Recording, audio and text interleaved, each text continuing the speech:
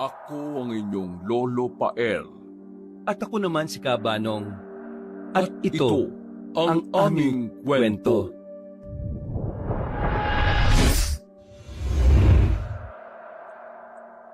Limbunan? Parang pamilyar yung salita na yun Saan ko nga ba yun narinig? Hindi ko maalala. Inulit ng edad 30 dalaga na si Ria ang pagbabasa sa salitang nakabandalismo sa lumang pader. Napaisip siya ng matagal hanggang sa bigla na lang siyang napapitik sa hangin matapos maalala ang tungkol sa limbunan. Oo nga pala. Yun ang madalas na kinukwento ni Lola Ann at Padre Bruno noon. Isang uri nga pala yun ng aswang. Limbunan. Muling nanumbalik sa dalaga ang mga kwento nga patungkol sa nasabing kilalang maalamat na aswang sa kanilang probinsya, ang limbunan. Ang maalamat na limbunan ay isang uri ng aswang na nakatira sa ilalim ng mga libingan. Karaniwan sa mga lumang sementeryo o mga abandonadong hukay daw sila nakikita. Sa araw ay anyo itong matandang baluktot ang likod, puno ng galis at amoy panis na bangkay.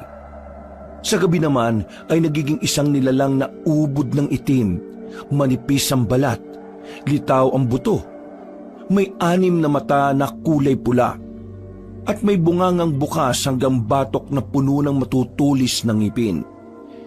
May kakayahan ng limbunan na kumain ng alaala. Unti-unting binubura ang nakaraan ng kanyang biktima habang ito ay nabubuhay pa. Naalala ko na naman tuloy yung kwento ni Lola Ann at Padre Bruno. Noong 1992, sa bayan ng Licab, Nueva Ecija, ay 8 tao nga raw ang sabay-sabay na nakalimot sa mga pangalan ng pamilya nila. Nakita silang umiiyak sa sementeryo habang kinakausap ang mga puntod. At makalipas daw ang 3 gabi, ay natagpuan na lang silang wala ng mga utak, puso at bituka. Pero medyo nagdududa lang talaga ako hanggang ngayon sa sinasabi nila na wala ni katiting na bakas ng dugo. Parang ang hirap naman paniwalaan nun na kinain ng 8 tao na walang iniwang marka.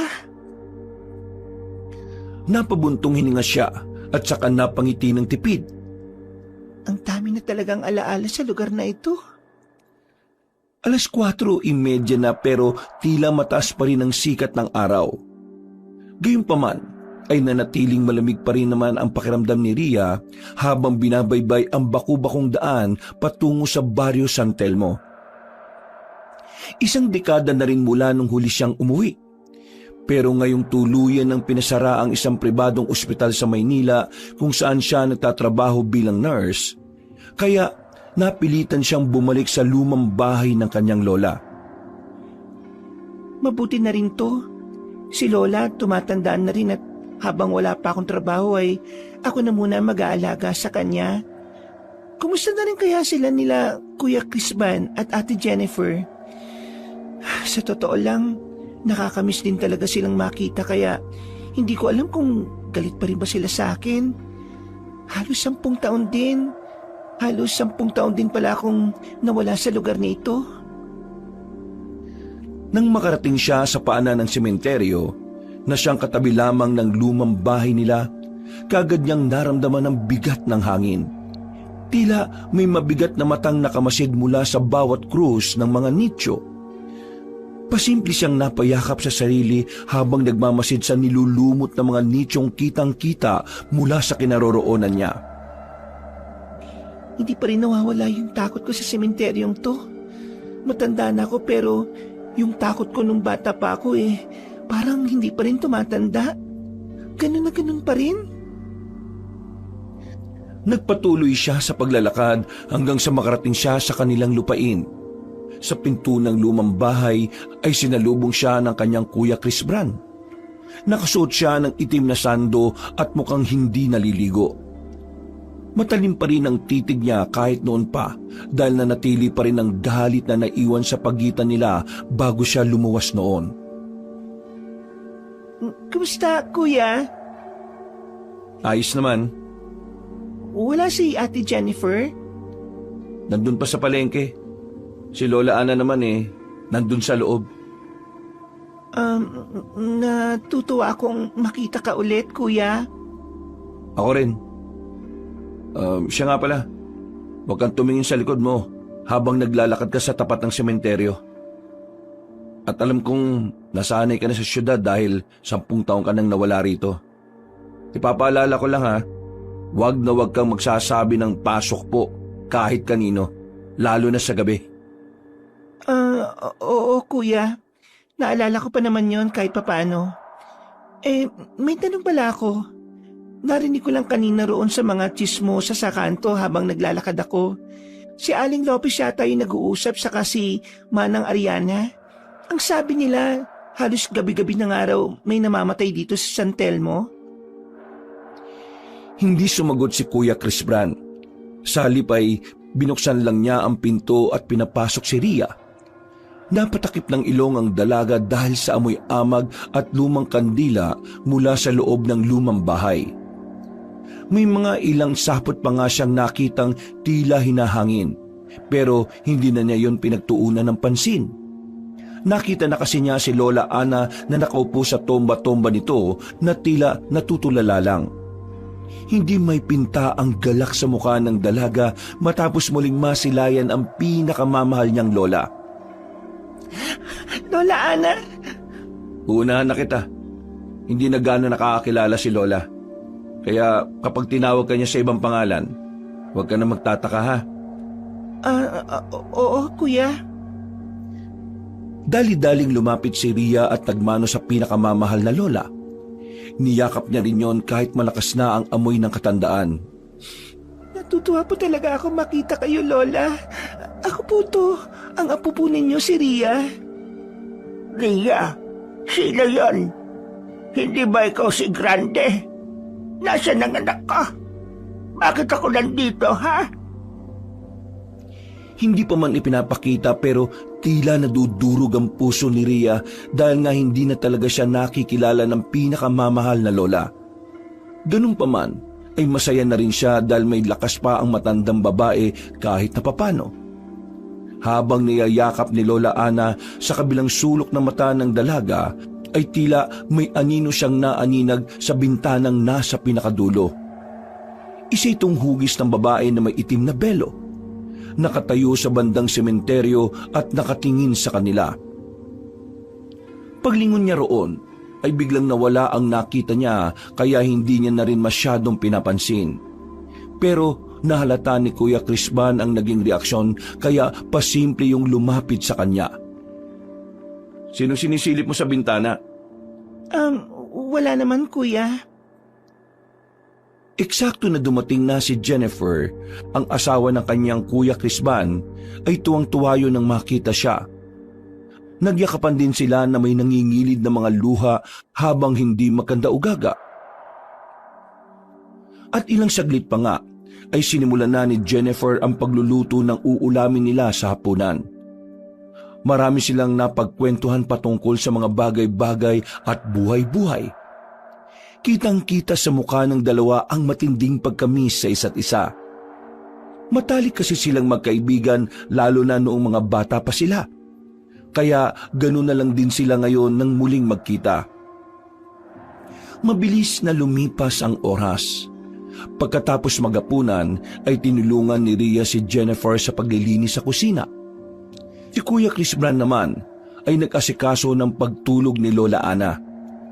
Maya-maya pa nang tila tahimik na ang gabi sa Barrio San Telmo, sa labas ng lumang bahay, ang mga puno ng akasya ay tila may lihim na ibinubulong sa hangin. Sa loob naman ng bahay, si Ria ay nakaupo sa paanan ng kama nang natutulog na si Lola Ana. Hawak niya ang lumang litrato nila noong bata pa siya. Kasama niya si Crisban at ang yumaong lolo nilang si Orly. Pero sa gitna ng katahimikan ay may kakaibang naramdaman na naman si Ria. Walang ano-ano ay parang may malamig na hininga na dumampi sa batok niya. Nang lumingon siya sa likuran ay wala namang tao. Ano yun? Ngunit sa salamin na nasa gilid ng aparador ay may napansin siya na parang may dumaang anino. Pagod lang siguro ako. Guni-guni lang yun. Dahil doon ay tumayo siya at pansamantalang inilapag sa kama ang litratong hawak. Lumabas siya ng silid para kumuha ng tubig sa kusina at nadatnan niya nga si Kuya Chris Bran na abalang nagsasalansan ng mga pinggan na hinugasan nila ni Jennifer kanina. Oh, hindi ka pa natutulog? Hindi pa ako inaantok, kuya. Nandun ako sa kwarto ni Lola eh. Kumusta na si Lola Ana? Ayun, nagkakamali pa rin ang pangalan. Tinawag na naman akong Grande. Tapos, paborito raw niya yun noon. Wala namang pangalan na Grande sa pamilya natin, di ba kuya? Hindi nakasagot ang lalaki. Tumango lang siya ngunit sa loob-loob niya ay meron isang alaala. Kanina lang din kasi bago dumating si Ria ay narinig niyang paulit-ulit na binabanggit ni Lola Ana ang pangalang Grande. Habang nakatingin sa isang sulok ng silid na tila may kinakausap. May problema ba kuya? Ha? Wala naman. May naalala lang ako yung bago ka umalis nun. Yun ba? May sama ka pa ba ng loob sa akin, kuya? Wala na. Matagal na yun. Kaya kalimutan na natin. Salamat ng marami, Kuya Chris Bran. Lumapit si Ria sa nakatatandang kapatid saka naglahad ng kamay bilang tanda na muli nilang pagkakaayos. Pagkatapos magabot ng lalaki ng kamay ay saka sila masayang nagyakapan na ramdam ang sinserong puso sa isa't isa. Pagkatapos ng ilan pa nilang pag-uusap ay natulog na nga sila at kahit namamahay ay dinalaw din naman si Ria ng antok. Kahit medyo malalim na ang gabi. Kinabukasan, pagpunta niya sa kusina ay may naiwan ng nakahain sa lamesa. Nakatakip lang yon para hindi langawin. May notes din na nakaipit doon galing kay Jennifer kaya binasa niya kaagad. Ria, bestie, pinaglutuan na kita ng almusal. Kainin mo yan dahil hindi uso ang diet dito sa probinsya. Love you and miss you. From your bestie, Jennifer Ganda. Napangiti ang dalaga habang umiiling-iling. At ilang saglit pa ay kumain lang siya ng kaunti sa niluto ng matalik na kaibigan. Pagkatapos ay nagtimpla ang dalaga ng kape bago tunguhin ni Lola Ana na nasa tomba-tomba na naman. Napapangiti niya lang na pinagmasdan na matandang babae habang tila merong kinakausap sa isang sulok. Grande, saan ka na naman pupunta ha? Iiwan mo na naman ako rito? Good morning po, Lola. Sino pong kinakausap niyo? Kaya pala umalis na naman si Grande kasi nandiyan ka na naman. Po? Dahil sa iyo ay umalis ang paborito ko nga pa. Sino ka bang bruha ka? Lola, ako po ito si Ria. Simula po ngayon ay ako na po muna mag-aalaga sa inyo. Ayaw kitang mag-alaga sa akin. Hindi ikaw ang paborito ko. Nasa na naman ba si Grande? Nasa na naman ba ako? Uwi mo na lang ako sa amin para hindi na ako magalit sa iyo. Nandito na po tayo sa bahay mo, Lola eh. Ay, anak ng teteng. Dahil sa pagbato ni Lola Ana ng unan ay natapunan ng kape si Ria. At kahit mainit-init pa yon, kaya napaso siya sa maliit na bahagi ng dibdib niya at kamay. Mabuti na lang din ay dumating na si Jennifer. Bumalik kasi yon dahil may nakalimutang gamit. Nang makita siya na mangiyak-ngiyak, ay kaagad tumulong ang matalik na kaibigan. Inexplain nga ni Ria ang nangyari na naintindihan naman ni Jennifer ang pangyayari. Dahil doon ay maraming pinayo ang matalik na kaibigan ni Ria sa kanya, patungkol sa mga ayaw at gusto ni Lola Ana. Sa tagal kong nawala, ang dami ko nang hindi nalalaman kay Lola Ana. Parang naiinggit tuloy ako sa iyo eh. Pinayuan na lang siya ni Jennifer na intindihin pa si Lola Ana sa ginagawa nga niya. Pag-alis ng matalik na kaibigan na bukas pa ulit makakauwi, ay nagamay naman ni Ria at muling nakuha ang loob na matandang babae.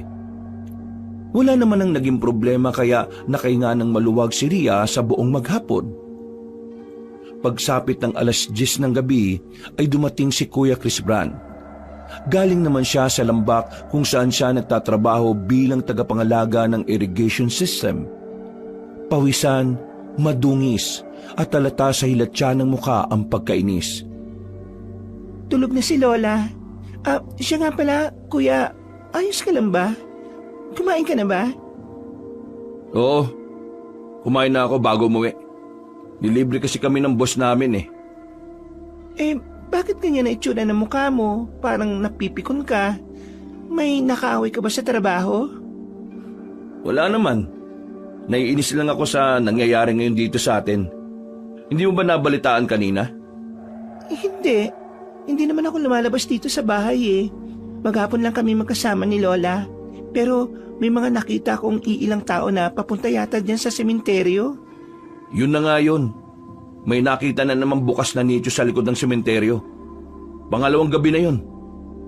Talaga? Anong ibig sabihin nun, Kuya? Kamalasan ang ibig sabihin nun. Tanda ko yung sinasabi ni Lola. Kapag daw may ganon, baka... Kalimutan mo na yung sinasabi ko.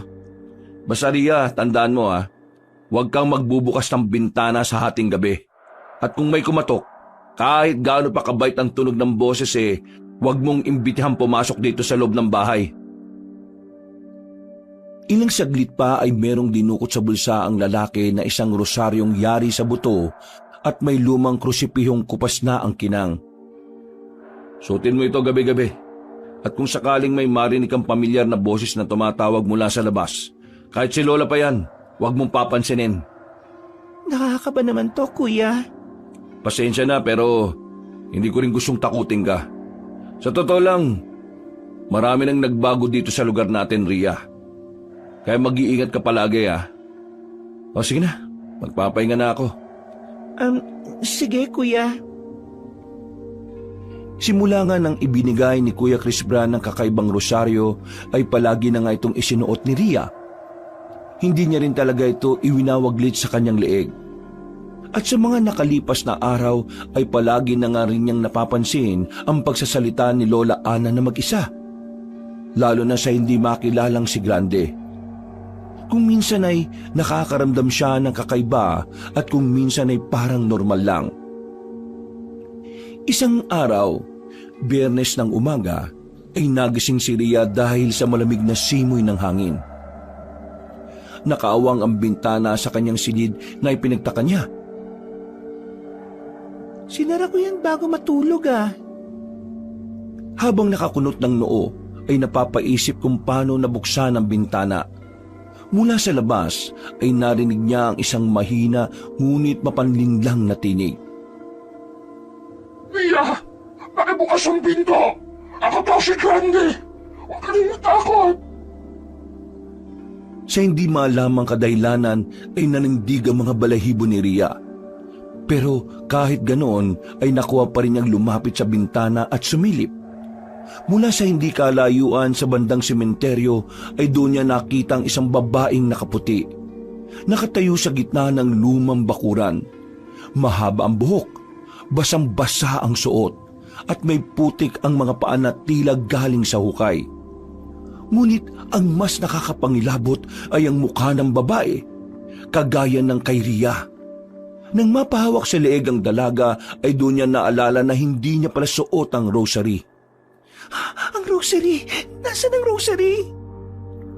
Natataranta niyang hinanap ang rosaryo sa kama hanggang sa dinukot niya ang ilalim ng unan at kinuha ito. Nang maisabit niya na sa leeg ay biglang tumili ang babae sa labas. Isang sigaw na parang may kasabay na tinig ng bata, matanda at hayop. Dahil doon ay nagising din sina Kuya Chris Bran at Jennifer na dali-dali naman pumasok sa kwarto niya. Anong nangyari? Anong ingay na yan, Ria? Tumili ka ba? Ha? Sa labas, Kuya. Nakita mo ba siya? Oo, Kuya. Ano ba yung nilalang na yun? Habang tumatango si Ria, ay tila nanginginig siya sa takot dahil sa kakaibang boses at pagtili ng kung sino sa labas ng bintana. Dali-dali namang isinara ni Kuya Chris Brown ang bintana habang si Jennifer ay yumakap sa matalik na kaibigan. Dahil sa nangyari, ay tila hindi tuloy nakapag-concentrate ang dalaga sa buong maghapon. Habang binabantayan niya si Lola Ana, ay panayang lingon niya sa kung saan-saan. Pakiwari niya kasi ay parang may nakatingin sa kanya sa hindi niya alam kung saan. Pagdating ng hapon ay medyo parang sumama tuloy ang pakiramdam niya, pero niligo niya na lang yon para mawala yon. At pagkalaon ay binaliwala na lang din niya. Mabilis na naman ang paglipas ng oras. Kinabukasan, katakataka na tila naglalata si Ria sa hindi malamang kadahilanan. Mabigat ang katawan niya na parang may bahagi ng isip niya ang malabo. Parang may kulang. Bakit parang pagod na pagod ako? Wala naman ako masyadong ginawa maghapon. Pagpunta niya sa kusina ay nakita niyang nagkakape na si Chris Brown habang si Jennifer ay tahimik na naghahain ng almusal. Magandang umaga, Kuya. Magandang umaga, Jennifer. Ganda umaga. Late ka yata nagising ngayon. Napasarap ba tulog mo? Kaya nga, Kuya Nakalimutan ko tuloy si Lola. Okay lang. Maaga naman ako nagising at nakapag-almusal na rin siya. Nandun sa tomba-tomba at nagpapaaraw sa tapat ng bintana. Salamat sa pag-aasikaso kay Lola, Kuya. Sige na. Mag-almusal ka na rin muna. Makakapi lang muna ako. Medyo mabigat ang pakiramdam ko Pinaupo na lang muna siya ni Jennifer at yun na ang nagtimpla ng kape para sa kanya. Nang matapos na, ay nagpaalam na muna siya sa mag-asawa at tinungo si Lola Ana sa sala. Pagdating niya roon, ay tahimik ang matandang babae habang nakadungaw sa bintana at nakangiti. Napangiti rin siya ng tipid sa kanilapitan yon at tinawakan sa kamay. Hindi naman umiimik at gumagalaw ang kanyang lola. Nanatili lang yon na nakatingin sa malayo. Umupo si Ria sa tabi ni Lola Ana at sa kanya sinimulang humigop ng kape. At habang nakatingin sa lamisita, ay may isang bagay na pumukaw sa kanyang pansin. Napakunot siya ng noo habang kinikilatis ang nasabing bagay na nasa ilalim ng lamisita. Ano to? Kinuha niyang isang lumang kalendaryong nangungupas na rin at galing pa sa taong 2015. Nakatiklop ito, ngunit may mga bilog na pulang tinta sa ilang mga petsa ng araw dito. Kupas na rin ang tinta dahil nga sa tagal na ng panahon. Year 2015? Ang luma na nitong kalendaryo na to Kinuha niya ito at saglit na dinala sa kusina para ipakita sa kuya at matalik niyang kaibigan. Kuya, ano tong kalendaryo na to? Ang tagal na nito At saka, bakit may mga pulang bilog? Nung umalis ka, binilog-bilugan niya ni Lola Ana noon Bakit niya binibilog-bilugan? Ano kasi, ang sabi niya sa akin noon, sa pagkakatanda ko yung mga pulang bilog daw dyan, yung mga nakalimutang kaluluwa na dumadalaw. Hindi niya nga pinagagalaw sa akin yan noon Nakalimutang kaluluwa na dumadalaw? Anong ibig sabihin nun? Hindi ko rin alam kung ano yun. Siguro yung mga nalilibing dyan sa sementeryo na hindi na nadadalaw. Parang ganun. Kung magtatanong ka pa patungkol dyan, wala na talaga ako may sasagot sa iyo, Ria. Kaya pasensya ka na. Itong si Jennifer nga ganyan din ang tanong sa akin na hindi ko naman masagot-sagot hanggang ngayon. Si Lola Ana lang talaga nakakaintindi sa mga nakabilog dyan sa petsa ng lumang kalendaryo na yan. Paglingon nga ni Ria sa matalik na kaibigang si Jennifer ay napakibit-balikat lang yon habang kumakain ng almusal. Dahil doon ay hindi na rin nga siya nag-usisa. Umupo na lang siya sa tabi ng matalik na kaibigan at sumabay sa pagkain. Pero habang nag-aalmusal sila, ay tila napapansin niyang biglang tumahimik ang kanyang katabi. Hindi yun nagsasalita at hindi rin tumitingin sa kanya. Para bang may laman ng bawat galaw nito na maingat, eksakto at walang emosyon. Ang tahimik ko naman dyan, bestie. Masyado kang seryoso sa pagkain Para kang chef na ninanamnam yung nakahain. Sinangag sa itlog at tuyo lang naman tong kinakain natin Ngumiti lang si Jennifer saka mahina siyang tinapik sa balikat bago bumalik sa pagkain. Hindi na lang niya yun pinansin. Nagpatuloy na rin siya sa pagkain hanggang sa matapos na sila. Mabilis na lumipas ang oras. Naiwan na naman sa bahay si Ria kasama ang kanyang lola Ana na meron ng demensya. Dahil medyo mabigat pa rin ang pakiramdam, kaya hindi rin muna masyadong nagkikikilos ang dalaga. Umupo-upo lang siya sa sala at nagbasa-basa ng mga lumang pocketbook na nahalungkat niya sa dating aparador niya. Nasa kwarto na si Lola Ana at nagpapahinga. Habang abala ang dalaga, ay napansin niya na tila may boses na nagsasalita sa silid na kinaroroonan ng matandang babae. Saglit siyang tumigil at pinakinggan ang hindi pamilyar na boses, hanggang sa lumakas yun ng lumakas. Nanindig ang mga balahibo niya nang marinig ang tila boses ng isang halimaw mula roon. Pero natatakot man, ay mas inuna niya ang kapakanan ni Lola Ana. Tumakbo siya at sumilip kagad sa kwarto pero wala namang ibang tao roon. Tulog na tulog ang matandang babae at nawala na rin ang nasabing boses. Ano ba yung narinig ko? Kunik-kunik ko lang siguro yun. Natigilan na siya at napasigaw ng mula sa likuran ay merong humatak na sa kanya. Paglingon doon ay gano'n na lang ang takot ni Ria nang sumambulat sa kanyang paningin ang nakakatakot na nilalang. Matapos niyang makita ang halimaw ay tila humiwalay ang kaluluwa niya sa katawan.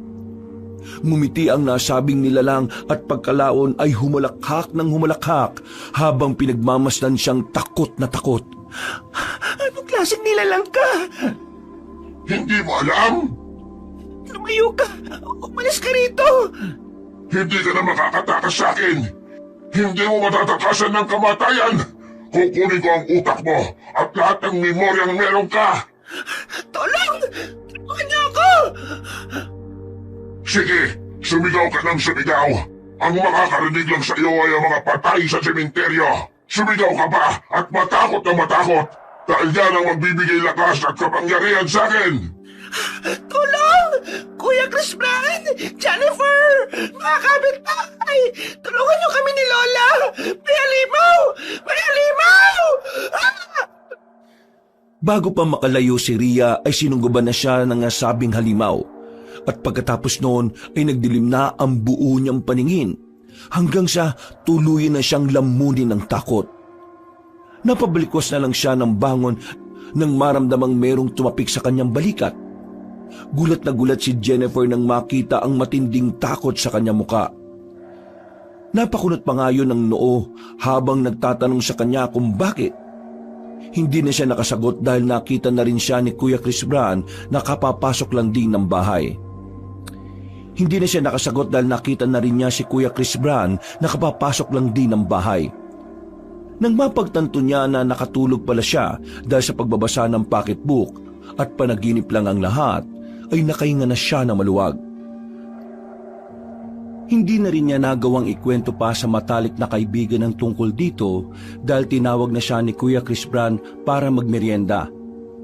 Pasado 5:30 ng hapon, pagkatapos magmeryenda ng ginataan, ay nagpunta sa silong ng bahay si Ria upang kunin ang ilang gamit ni Lola Ana. Nung nakaraan pa kasi nirereklamo na matandang babae ang kanyang saya na madalas gamitin noon. At para matapos ang pagtatantrum niya, kaya sinunod na lang niya ang hilig. Dinala niya ang flashlight at bumaba nga roon sa itinuturing na nilang bodega. Hindi na rin siya nagpasama kay Jennifer dahil abala yon sa pag-aasikaso ng kakainin nila maya-mayang hapunan. Pagbukas ng pinto, ay umalingasaw kaagad ang kulob na amoy. Napatakip ng ilong ang dalaga habang humahawi-hawi sa hangin. Grabe. Baka matagal na talagang hindi natatasok tong bodega. Grabe yung amoy ng kulob. Parang chlorine sa tapang. Wala naman sigurong ahas dito, no? Ba't ko ba kinakausap ang sarili ko? Para naman akong timang. Baho. Muli siyang naghawi-hawi ng mga sapot habang papasok sa loob at tinatapatan ng flashlight ang kanyang dinaraanan. Doon ay tumambad sa kanyang paningin ang ilang lumang baol na natatandaan niyang dati pa nandoon. Nandito pa rin pala itong mga baul na to. Nakakatuwa at hindi pa inaalis. Ang tagal na nito sobra pero hanggang ngayon, hindi ko pa rin talaga alam kung ano laman nito. Ang tanda ko lang kasi sabi, mga lumang damit daw at kung ano-anong bagay. Milik kasing mangolekta tong si Lola Ana ng kung ano-anong gamit eh. Nagpatuloy na ang dalaga at habang iniilawan ang paligid, napansin niyang sa likod ng mga kahon ay may isang lumang altar. Dito ay may nakapatong na larawan ng isang babae na nakasuot ng puting trahe de boda. Wala yung mga mata at sa ilalim ng larawan ay may nakasulat na mga kataga na mahina niyang binasa. Huwag kalilimutan. Huwag kalilimutan? Anong ibig sabihin naman ng salitang yun? Bakit hindi kakalimutan? Hindi pa man natatapos ni Ria ang pagsasalita, ay bigla na lang umihip ang hangin mula sa bandang kanan. Nagtatakang napagawi ang tingin niya dahil alam niyang sa sarili na wala namang bintana roon. Kung sakali makakaramdam man siya ng hangin ay dapat sa likuran dahil nandoon ang pintong nakabukas. Pasimpleng napayakap ang dalaga sa sarili pero hindi na niya yun pinansin pa. Ang creepy naman. Nasaan na ba yung kahon na sinasabi ni Kuya Chris Bra na pinaglalagyan ng saya ni Lola? Ay! Ari na ka ba yung bondat? Halos mapatalon sa gulat si Ria matapos makarinig at makita ang pagkalabog ng isang kahon. Nang mahulog yun sa lupa ay kumalat ang laman ng nasabing karton hanggang sa gumulong sa paanan niya ang isang itim na kandila. Nakita niya rin ang isang rosaryo na tila espesyal ang pagkakagawa. Ano ba to? Bakit naman may itim na kandila at kakaibang rosary dito? Para saan naman to? Doon ay mas lalo siyang nangilabot dahil sa parangang mas tumataas na ang mabigat na presensya sa lugar na yon. Mabuti na lang ay nakita niya kagad ang nasabing karton dahil may pangalan ni Lola Ana. Dali-dali niya yung binuksan at ang makita ang saya ay dali-dali niya yung kinuha at lumabas ng bodega. Hindi na nga niya naisara ang pinto dahil sa kakaibang lamig na nararamdaman niya. Pakiramdam niya ay may kakaibang mabigat na puwersang humahatak sa kanya pabalik sa loob at nagdudulot yon ng panghihina. Para rin siyang inaagawan ng lakas. Ano itong nangyayari sa akin?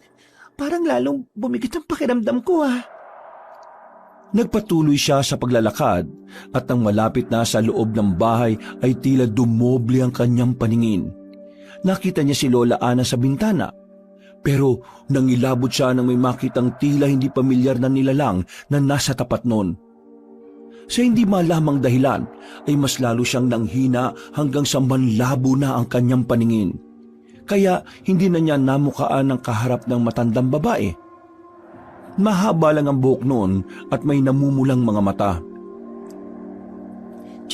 Jennifer, ikaw ba yan?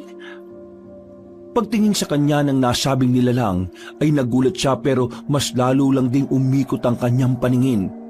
Nakita na kasi niya sa panaginip ang nilalang na yon hanggang sa tuluyan na nga siyang nahilo at nawalan ng malay. Narinig pa niya ang boses ni na Kuya Chris Bran at Jennifer na halatang nag-aalala sa nangyari. At bukod doon ay isang malademonyong tinig ang nangingibabaw. Walang makakatakas sa akin! Pagkagising ni Ria ay madilim na sa labas dahil 7:30 na ng gabi. Nasa kama na rin siya at may basang bimpo sa noo. Sa tabi ng kama naman ay tahimik na nakaupo si Jennifer habang nakatingin lang sa dingding. Pinagmamasdan niya ang matalik na kaibigan bago yun hawakan sa kamay na nakasampalan din sa kama. Anong nangyari, Jennifer? Umismid ang matalik niyang kaibigan at inexplain nga na nahimatay siya kanina habang papasok sa loob ng bahay. Oo nga pala. Kinuha ko yung saya ni Lola Ana sa bodega. Tapos, bigla na lang akong nanghina. Bakit ako nahimatay? Kahit si Jennifer ay hindi nasagot ang tanong na yon, dahil nga wala ring ideya ang kanyang best friend. At habang nagpapatuloy ang kanilang kwentuhan tungkol sa pagkahimatay ni Rhea, dahil nasa banyo pa naman si Kuya Chris Brand, maya-maya pa ay narinig nila si Lola Ana sa kabilang silid na sumisigaw. Dahil doon ay dali-daling tumayo si Rhea at lumabas ng kwarto kasama si Jennifer. Nakasalubong pa nga nila si Kuya Chris Brand na nagmamadali rin matapos marinig ang sigaw ng matandang babae. Lola, ano pa nangyayari sa inyo? Hindi pwedeng siya na naman. Huwag mo akong kalimutan, Grande. Pakiusap, huwag mo akong kalimutan. Kuya Chris Brand, Jennifer, ano nangyayari kay Lola Ana? Sinisigaw na naman niya yung pangalan na Grande. Rhea, Jennifer, madali kayo! Pakikuha yung bote ng langis sa may altar na nasa sala. Sige, kuya. Kahit nangihina ay dali-daling tumakbo si Rhea sa altar. Nagpaiwan na kasi sa kwarto si Jennifer para tulungan ang asawang si Chris Brand sa pagpapakalma kay Lola Ana. Pagdating ni Rhea sa sala, pagtapat niya sa altar ay sa kanya lang napansin na nakabukas na ang bintana. Wala sa sarili siyang napasilip sa labas. At dahil sa sinig ng buwan ay naaninig niya ang isang babaeng nakasuotang puti sa gilid ng bakuran. Nakatayo yun na parang estatwa, nakatingin sa kanya ng matalim. Mas lumapit pa siya sa bintana para makita na maigi ang misteryosang babae na tila humahagikik ng mahina. Doon ay nangilabot na naman ang dalaga pero hindi siya nagpadaig sa takot. Sino ka? Hindi yun sumagot, nanatili lang nakatingin sa kanya habang patuloy sa paghagikik. Pero hindi niya naman mamukaan. Sinabing sino kay... Rhea! Nasaan na ba yung langis? Dalihan mo na, please! Dahil doon ay naantala si Rhea. Nang muli niyang lingunin sa labas ng bahay ay wala na roon ang misteryosang babae.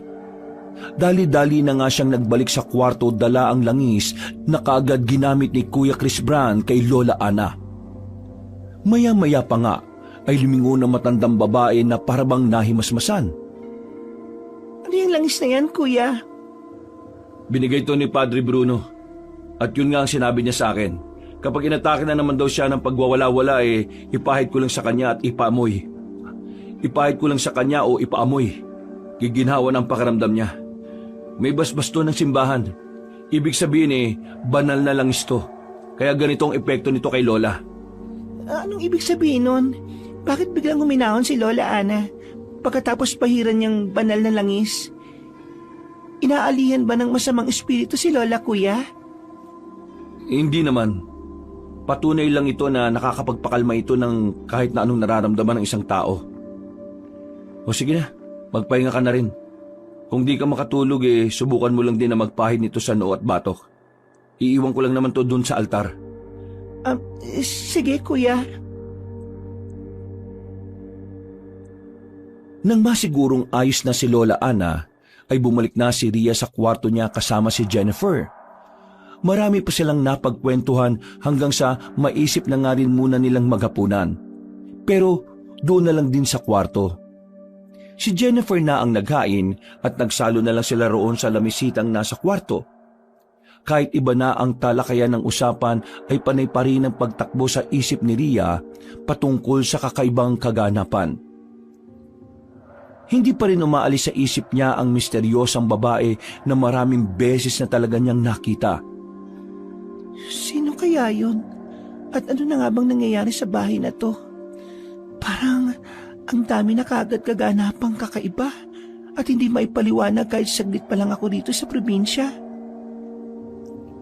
Hindi niya tuloy masyadong na-enjoy ang pagkain kahit pa masarap ang niluto ni Jennifer dahil sa mga nangyari.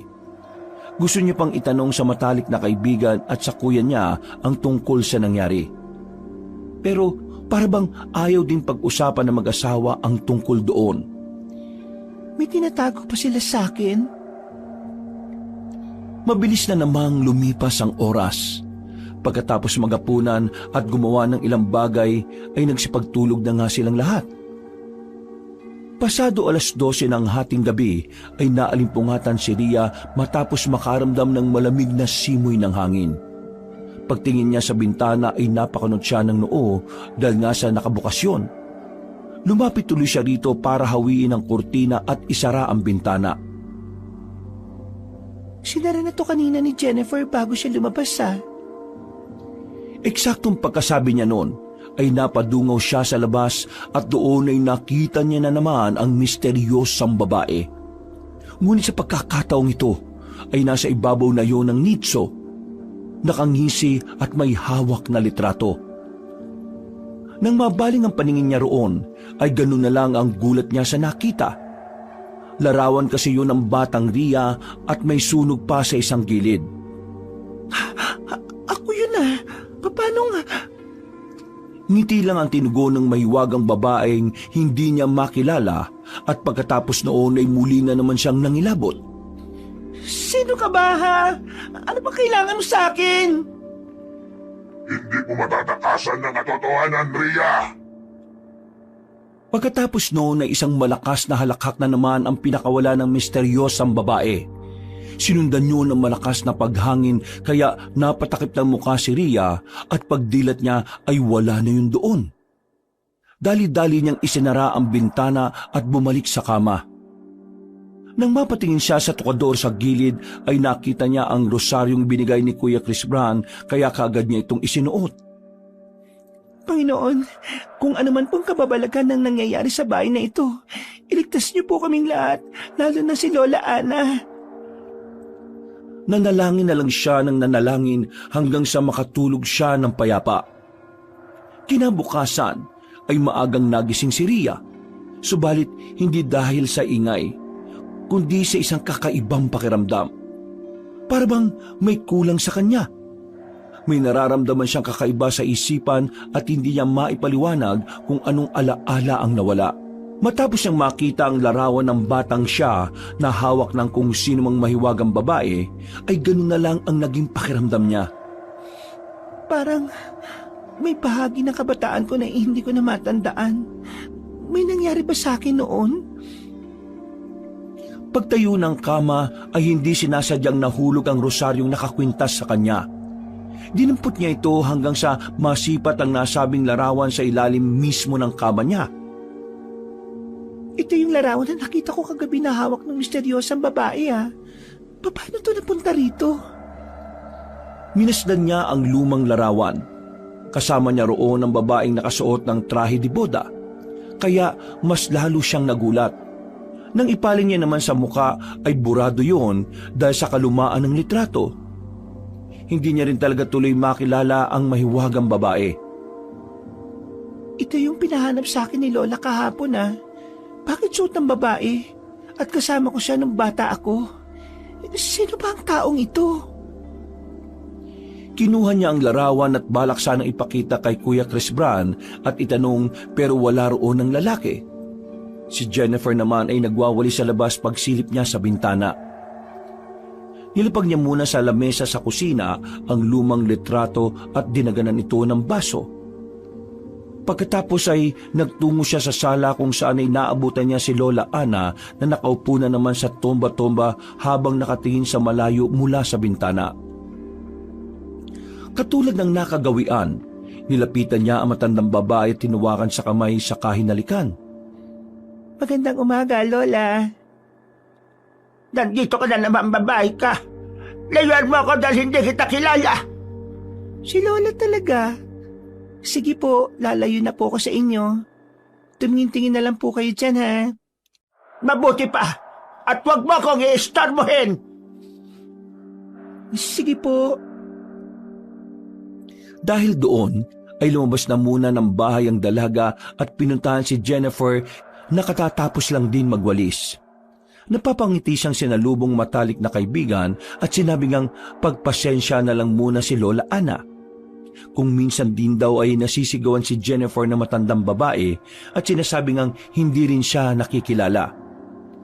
Napabuntong hininga na lang si Ria at mula sa kinaroroonan ay pinagmasdan ng matandang babae na nakadungaw sa bintana. Pangiti-ngiti na naman yun na parang may kausap. At ilang saglit pa nga ay dumating na si Kuya Chris Brand na may dalang supot. Eksakto rin na tinawag si Jennifer ng ilang kababaihan kaya nagpaiwan yun sa labas. Magkasunurang pumasok ang magkapatid sa bahay at dumiretso sa kusina.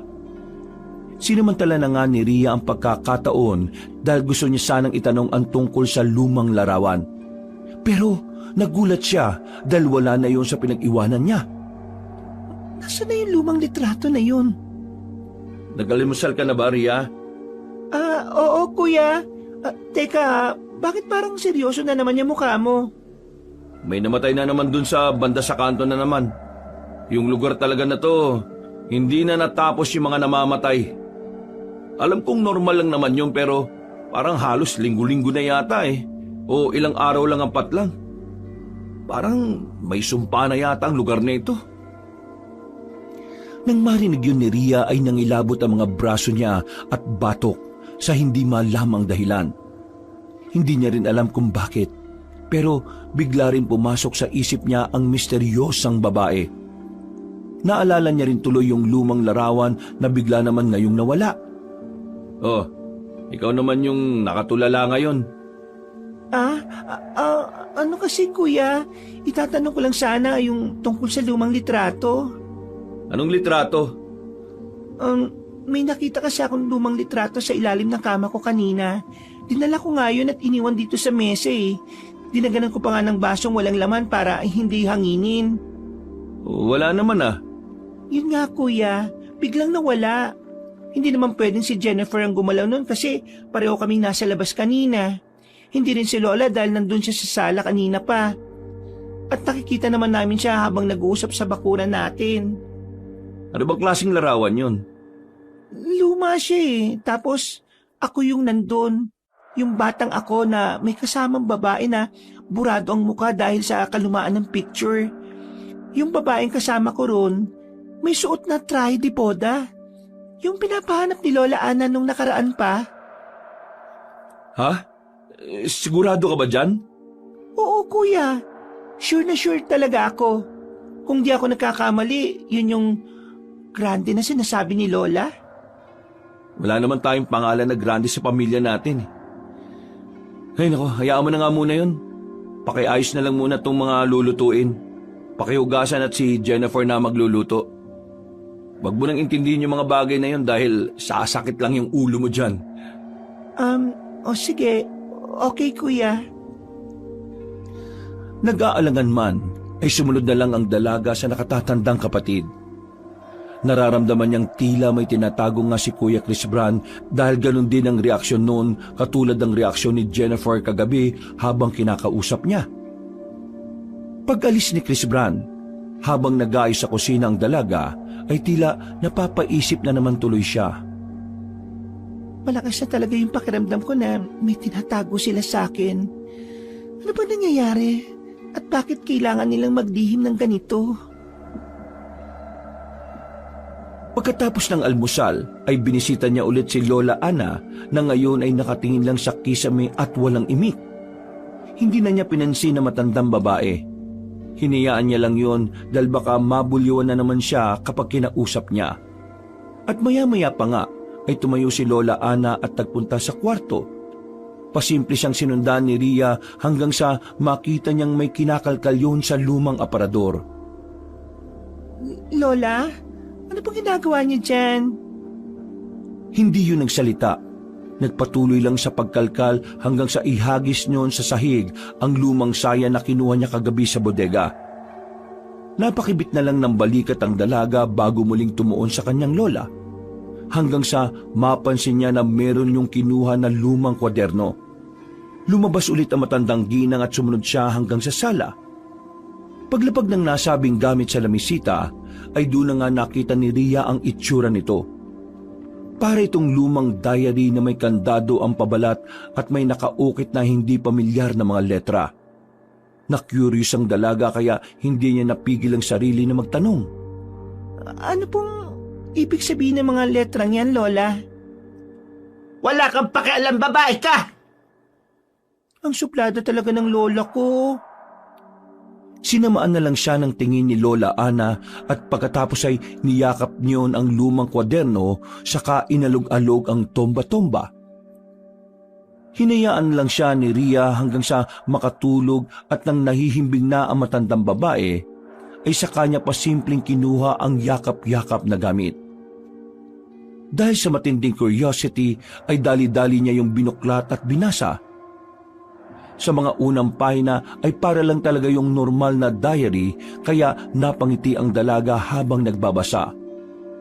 Pero nang marating niya ang kalagitnaan ng lumang notebook ay nagulat siya sa mga nabasa.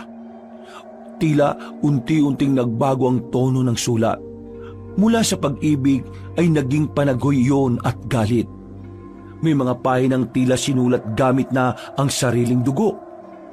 Kaya ang kaninang masayang mukha ni Ria ay napalitan ng takot habang nagpapatuloy sa pagbabasa. Grande, patawad kung hindi ko kayang pagbigyan pa ang kasunduan.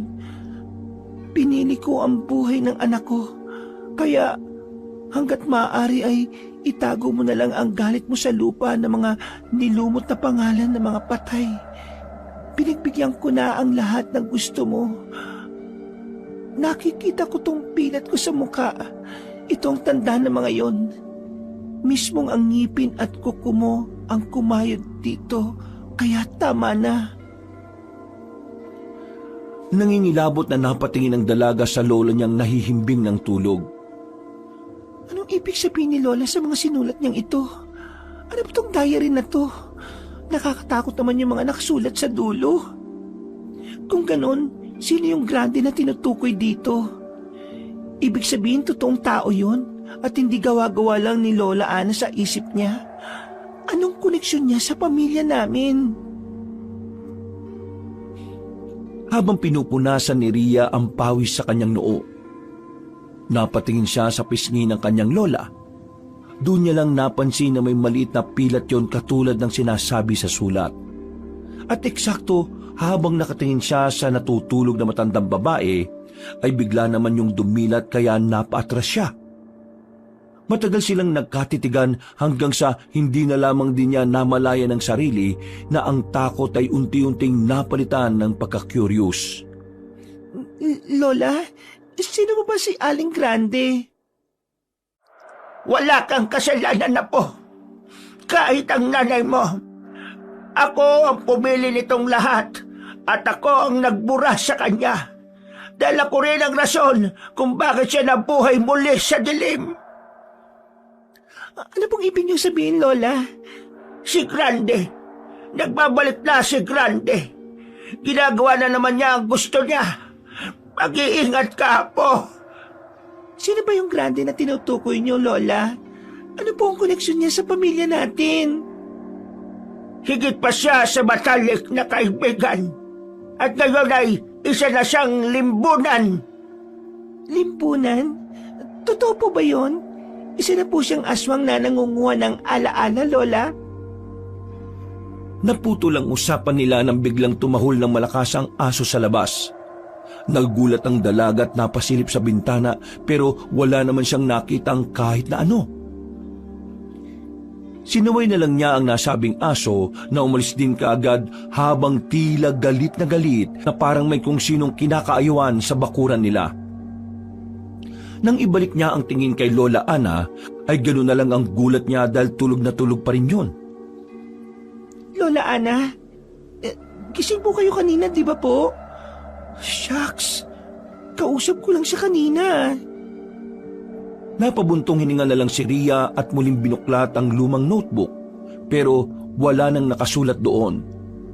Dahil doon ay ibinalik na lang niya yon sa bisig ni Lola Ana bago magpunta sa kusina para uminom ng tubig. Maraming tumatakbo sa isipan niya ng mga tanong at kung ano-ano pang bagay na nagpapalito sa kanya sa mga nangyayari sa kanilang bahay at sa buong baryo. Hindi pwede to. Dapat malaman ko ang totoo. Siguradong may alam sina Kuya Chris Bran at Jennifer sa mga nangyari. Hindi na tuloy siya nakaidlip sa paghihintay hanggang sa mauna na ngang dumating ang matalik niyang kaibigan. Habang nakaupo sila sa sala, ay hindi na siya nagdalawang isip na magtanong. Pero si Jennifer ay tahimik lang na nakatingin sa sementeryo. Hindi man siya nagsasalita, ay ramdam ni Rhea na alam noon ang lahat mula pa noon. Jennifer, bakit ayaw mo magsalita, ha? Alam mo tungkol sa lumang diary ni Lola, di ba? Please naman, kung may alam ka tungkol dito, sabihin mo sa akin dahil karapatan ko rin namang malaman yon, di ba? Seryoso lang siyang minasda ng matalik na kaibigan habang sinasabi na wala talaga siyang nalalaman hanggang sa bigla na lang lumamig ang panahon at sa likod ng bakuran ay isang lumang nicho ang bumuka. Hindi nila yun nakita pero nakarinig sila ng malakas na kalabog. Umangat ang takip nito kahit walang tao at mula roon ay isang puting usok ang tila umalon paakyat at paikot papunta sa bahay nila.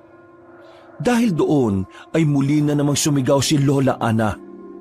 Ngunit sa pagkakataong ito ay hindi na siya natatakot, kundi tumatawa na para ng tuluyang nababaliw. Akala mo ba'y nakalimutan ko ng lahat, ha? Hindi mo makukuha ang alaala ko. Hindi mo ko maangkin. Anong sinasabi mo, Lola? Ano po nangyayari sa inyo? Hindi niyo magagawa sa akin ang lahat. Wala kayong makukuha. Akin lang ang alaala kong ito! Akin lang! Pagkasabing yon, ay biglang nahimatay ang matandang babae at mabuti na lang ay eksakto sa tomba lang siya nahulog. Eksakto naman nakararating lang ulit ni Chris Bran na dali-daling tumakbo palapit sa matandang babae. Kuya, ano ba talaga nangyayari rito? Sabihin niyo naman sa akin, oh. Magsalita kayo ni Jennifer. Saka ko na lang ipapaliwanag. Magmadali na muna tayo at dalhin natin si Lola kay Padre Bruno. Wala na nga silang inaksayang oras. Gamit ang kanilang tricycle ay dinala nila si Lola Ana sa simbahan. Mabuti na lang din ay hindi pa nakakauwi si Padre Bruno at nag-aayos pa lang ng mga gamit. Sinamahan sila ng sakristan na sina Mars at Arsen dahil nakita nilang tila iba na rin ang kulay ni Lola Ana. Maputla ang mga balat ng ginang at parabang may mga kulay violet na ugat na nagsisimulang gumapang mula sa ilalim ng leeg. Nang makita yun ng pari, ay sinabihan niya kaagad ang mga sakristan na isarado ang buong simbahan. Naganda na rin siya at pinakuha ang mga holy water, Biblia at rosary ang lahat. Ilang saglit pa, ay inihiga na nila si Lola Ana sa papag at saka pinagmasdan ni Padre Bruno ang bawat isa. Father, ano ba nangyayari sa lola ko? Sinasaliban po ba siya ng demonyo o kung anong masamang elemento? Hindi ito basta pag-ali lang ng demonyo o masamang espiritu. Nakikita niyo ba yung mga ugat-ugat na nangingitim sa leeg niya? Matagal na siyang nilulukob ng limbunan. Lipunan? Sinabihan na kita noon pa, Chris Bran. Lumipat na kayo at umalis sa tabi ng sementeryo dahil hindi niyo matatakasan ng sumpa ni Grande. Magkaugnay na ang kaluluwa nila ng lola mo. Kaya kahit anong pangontra hindi na sila mapaghihiwalay. Ito'y maliban na lang kung aalis kayo sa lugar na ito. Pero ayaw po ng lola umalis. Uunahin niyo pa ba ang kagustuhan niya kaysa ang kaligtasan niyong mag-anak? Alalahanin mo na hindi lang siya ang konektado sa sumpa ng limbunan, kundi ang buong babae sa pamilya ninyo. Teka lang po, mawalang galang na. Pwede bang malaman kung ano yung pinag-uusapan ninyo? Hindi ko maintindihan eh. Kuya, Father Bruno, ano ba kasi talaga nangyayari rito? Dahil doon ay napilitan nang sabihin ni Kuya Chris Bran ang lahat. Kasama na roon ang tungkol kay Aling Grande at sa ilang alaala na hindi na matandaan ng dalaga. Katulad nga ng sinabi, ang limbunan ay may kakayahang kumuha ng mga alaala at nabiktima pala noon si Rhea, kaya may ilang parte ng nakaraan niyang hindi na niya matandaan. Matapos magsalaysay ng kanyang kuya, ay eksakto naman na natapos na rin sa pag-aayos si Padre Bruno. Sinabihan na rin silang lahat na manahimik at tumawak ng Biblia at rosaryo. Wala kayong ibang gagawin kundi magdasal lang habang nakahawak sa mga Biblia at rosaryo. Ano mang maririnig nyo mula kay Aling Ana, hindi kayo gagawa ng anumang aksyon. Naintindihan nyo ba, Chris Bran, Rhea at Jennifer? Pagtango ng tatlo ay sumenyas ang pari kay Mars at Arsene na lumapit habang hawak ang mga holy water. Si Padre Bruno naman ay hawak sa magkabilang kamay ang Biblia at rosaryong galing pa sa Vatican. Ilang saglit pa ay nabalot na ng matinding katahimikan ng silid. At habang lumalalim ang gabi, ay bulong ng dasal ang tanging maririnig sa loob ng lumang simbahan ng Barrio San Telmo. Sa altar na may gulong ng kandila at kupas na imahe ng mga santo, nakaluhod si Padre Bruno. Ang matandang pare ay may taglay ng bihirang tapang at kaalaman tungkol sa mga nilalang na itinatago ng dilim. Sa kamang nasa harapan ng altar ay nakahiga si Lola Ana. Nakapulupot siya sa puting kumot. Pagdilat ng mga mata ay nanginginig siya na tila wala naman sa sarili. Kuya, ano nangyayari kay Lola? Huwag ka mag-alala, dahil matutulungan at masasagip siya ni Padre Bruno. Magtiwala lang tayo. Wala tayong ibang gagawin kundi magdasal habang hawak tong Biblia at rosaryo.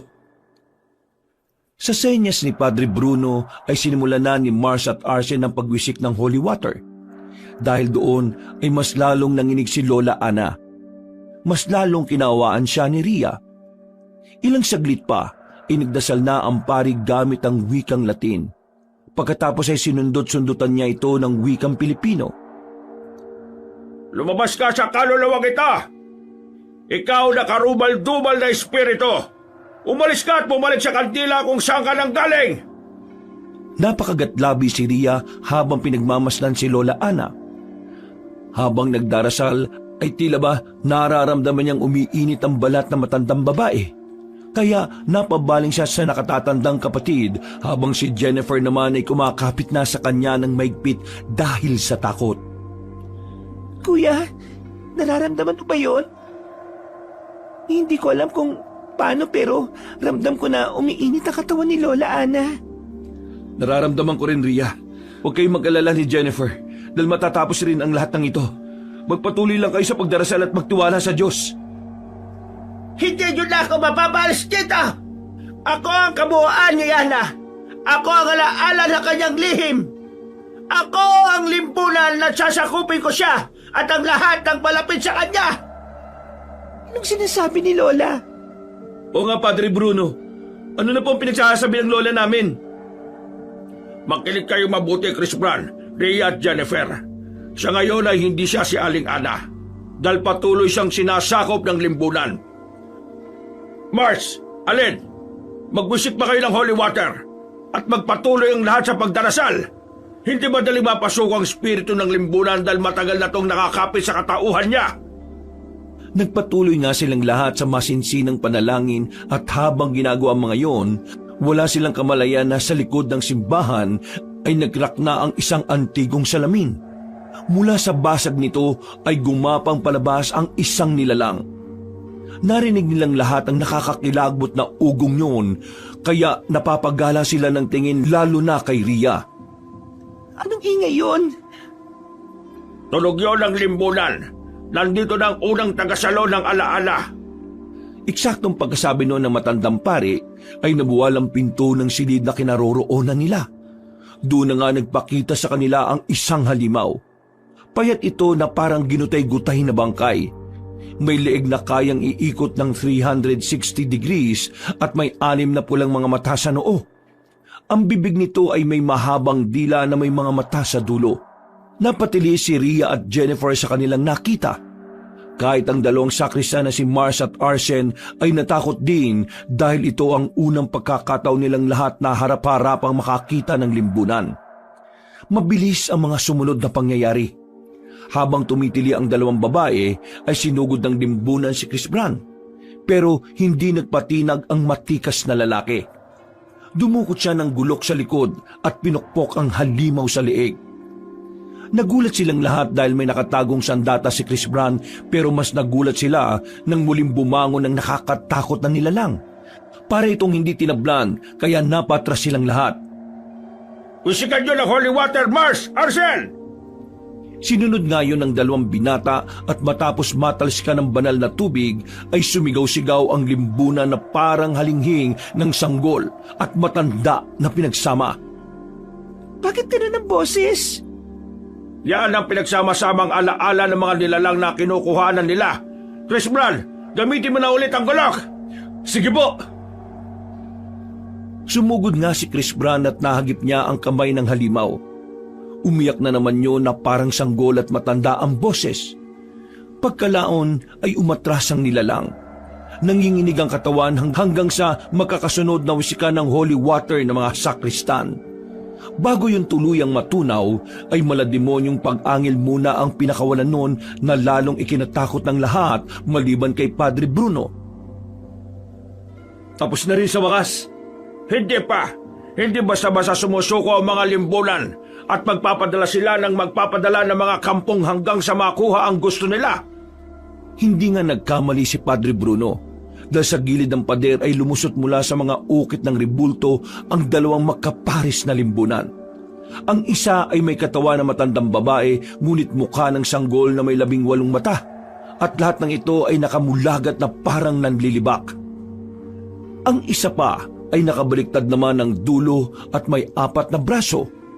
Ang balat ay parang gawa sa basang papel na may sulat na mga pangalan ng mga namatay na. Nang makita nilang lahat yon, ay halos panawanan din ng ulirat si Jennifer dahil sa takot. Hindi rin maipinta ang mukha ni Ria dahil hindi rin alam kung totoo nga ba ang mga nakikita niya. Aswang po ba talaga ang mga yan, Padre Bruno? Ang limbunan ay may kakayahang mag-anyo ng kakaiba depende sa takot na namumuo sa isang paligid. Bunga sila ng mga enerhiyang negatibo at takot ng mga tao. Sumugod ang 2 nilalang sa kanila. Pero si Padre Bruno na mismo ang humarang. Isinaboy niya ang banal na tubig habang hawak ang krusipihong galing pa sa Vatican. Sa ngalan ng Diyos Ama, ng Diyos Anak, at ng Diyos Espiritu Santo, palayain niyo ang katawang hindi sa inyo! Humiyaw ang mga nilalang at tinangka nilang kagatin si Ria. Ngunit mula sa likuran ay tumayo naman si Jennifer. At gamit ang hawak niyang Biblia at rosaryo ay hinagis niya ang mga ito sa limaw. Naghihiyawan ang mga iyon, naggalit na galit, lalo na nang sinundan pa ni Kuya Chris Brown ang pagtaga ng gulok na hawak. Sinabuyan pa ni na Mars at Arsen ang mga iyon hanggang sa magkasunurang natunaw. Ayun na muna ang bahala sa mga susulpot pang limbunan. Kailangan ko mag-focus sa pagpapalaya kay Aling Ana para matigil na ang pag-aalipin ng limbunan sa kanya. Maya-maya pa nga ay meron na naman sumulpot na limbunan. Mula sa kisame ay bumaba ang 3 nilalang. Isang halimaw na may katawan ng guro, suot ang lumang uniforme pero ang ulo ay walang mata. Tanging bibig lang na nakanganga at tumihigop ng alaala. Lumingon ito kay Ria at nagsalita sa boses ng kanyang namayapang ina pero makahalong demonyo ang tinig. Anak, Ria, sumama ka na sa amin. Dahil doon ay natigilan si Ria. Ibinaba niya ang rosaryo at Bibliang hawak sa kamarahang umakbang palapit habang mangyak-ngyak. Ngunit bago pa siya tuluyang malito ay umawak si Chris Brown sa balikat niya. Ay, ikaw po ba yan? Ria, gumising ka! Hindi yan si nanay! Halimaw ang isang yan! Hindi halimaw ang nanay natin! Dahil doon ay tila nagising nga sa katotohanan ng dalaga. Sumigaw siya at binato ang rosaryo sa nilalang. Sinundan pa yon ang pagtaga ni Chris Brown sa mismong ulo ng halimaw. Pagkatapos noon ay winisikan na yon ni na Mars at Arsen ng holy water hanggang sa magsisigaw bago tuluyang matunaw. Nang tuluyang malusaw ang limbunan ay napayakap si Ria sa kanyang kuya habang umiiyak. Huwag ka na umiyak, Ria. Magiging ayos din ang lahat. Kuya, natatakot ako para kay Lola. Tapangan natin para kay Lola Ana. Niyakap niya ang bunsong kapatid at nakisali na rin sa kanila ang asawa niyang si Jennifer. Natigilan lang sila dahil tumuro sina Mars at Arsene sa altar dahil maitim na usok na lumalabas mula sa crack na naroon. Ilang saglit pa, mula mismo sa anino ni Lola Ana ay bumangon ang pinakamatinding anyo ng limbunan. Isang babaeng balot sa puting belo na ang balat ay gawa sa pahina ng lumang diary. Ang kanyang katawan ay nagbabago bawat segundo. Minsan ay babae, minsan ay si Rhea mismo, at kung minsan ay si Jennifer. Tila wala itong sariling muka at nanggagaya lang ng muka ng mga kababaihang naroon. Mag-iingat kayo dahil nanggagaya ng mukha ang limbunan na yan. Maging alerto kayo lahat! Habang palapit sa kanila, ay tila iniisa-isa nitong tangayin ang mga memorya ng bawat isa. Unti-unti ay parang natulig sina Rhea at Jennifer hanggang sa magulat na lang sila kung bakit sila naroroon. Sino ako? Nasaan ako? Ano nangyayari, Rhea? Bakit wala kang maalala? Binibiro mo ba ako? Sino ka? Sino ako? Chris Bran, Mars at Arsene, huwag mo ngayaang kunin ang limbunan ng memorya ng kapatid mo. Lusubin mo ang halimaw. Rhea, tumigil ka sa krus. Kung mauubos ang alaala mo, ipapasok na ang halimaw sa katawan niyo ni Jennifer. Walang pag-aalinlangan na sinalakay ni Chris Bran ang nasabing halimaw. Siniguro niyang hindi yun makakatakas habang sina Mars at Arsene ay nagsasaboy na ulit ng holy water. Ilang saglit pa ay isang malakas na putok ang umalingaw-ngaw sa buong silid. Nasira tuloy ang altar pero tuluyan ding nawasak ang anyo ng nilalang. Naglayab ito at bumalot ng itim na usok sa altar. Mahilo-hilong sumandal sina Rhea at Jennifer sa gilid habang inaalalayan ni Kuya Chris Bran. Nang may masmasan na ay muli silang nagyakapan. Ngunit bago pa man silang lahat makahinga ng maluwag ay bumukas ang pangunahing pintuan ng simbahan. Dinig na dinig nila ang paglangit-ngit nito kaya napasilip silang lahat sa silang pinto maliban kay Padre Bruno na abala pa rin sa pagpapagaling kay Lola Ana. Nakarinig sila ng tawa ng isang lalaki hanggang sa makita nila ang pagpasok noon. Mahaba ang buhok, maputi ang balat, tila patay na ngunit buhay ang anyo. Ang kanyang mga mata ay walang itim at tanging puti lang. Nakasuot siya ng lumang itim na barong na may panis na dugo sa laylayan. Nang makita yun ni Padre Bruno ay halos matigilan siya sa ginagawa. Diyos ka pa! Padre Bruno, bakit? Dumating na siya! Sino po ba siya? Si Asher! Asher? Si Asher, ang pinuno ng mga limbunan, ang unang nilalang na kumain ng buong alaala ng isang bayan, at siyang nanghawa kay Grande, sa matalik na kaibigan ni Aling Ana. Pagkatapos magpaliwanag ni Padre Bruno ay patuloy na naglakad si Asher hanggang sa uminto sa tapat ng pintuan. Kitang-kita naman ang takot sa mukha ng lahat matapos mismong makita ang pinuno ng nasabing aswang. Ngumisi yun sa kanila at nagsalita na parang nanlilibak. Masarap ang alaala ng mga taksil. At kayo na ang susunod mga kutong lupa! Tumingin si Asher kay Lola Ana na hirap pa rin sa nangyayari. Pagkatapos noon ay ngumiti siya at muling humarap sa kanilang lahat. Nagkita tayo ulit, Padre Bruno. Hindi ka pa rin nagbabago. Mahusay ka pa rin na parang katulad ng mga albularyo. Hindi ako isang albularyo. Alagad ako ng Diyos.